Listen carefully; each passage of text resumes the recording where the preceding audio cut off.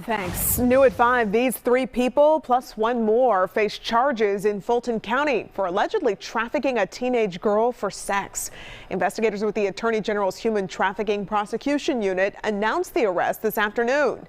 Fox Live's Claire Sims spoke exclusively with the Attorney General about this case and the impact that unit is having here in our state.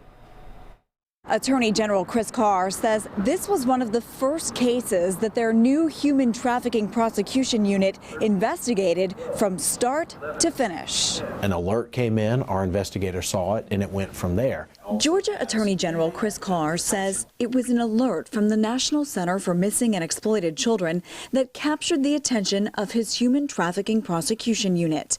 An investigator identified, located, and rescued the 14-year-old girl in February, who Carr says at that point had been missing from her home in College Park for about 7 weeks.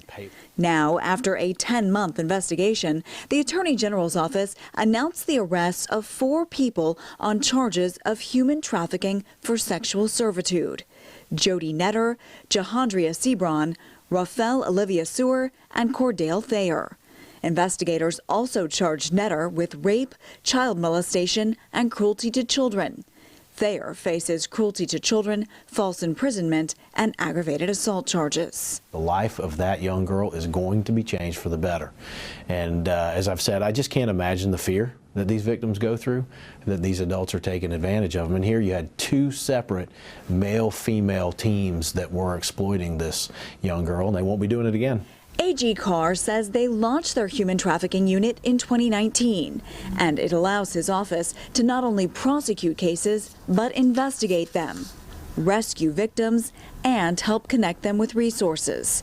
And they have jurisdiction statewide. We have now initiated 25 cases. We've arrested 9 individuals. We have investigated and prosecuted 51 defendants, and we have rescued and assisted 107 victims just in this calendar year, which tells me 2 things. Even in a global health pandemic, criminals aren't taking time off, and neither are we. If convicted, Sewer and Sebron could face as much as life in prison, while Thayer and Netter could face life plus 40 years.